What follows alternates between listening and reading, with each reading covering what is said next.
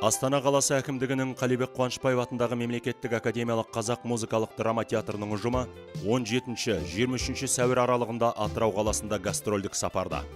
17 сәуір Аққудың көз жасы лирикалық драмасы, 18 сәуір Әміре драмасы, 19 сәуір Тіл табысқандар комедиясы, 20 сәуір Бір кем дүние драмасы, 21 сәуір Сүрінген сүрбойдақ комедиясы, 22 сәуір Қымбатты Памела комедиясы, 23 сәуір Қараш-қараш әлеуметтік драмасы.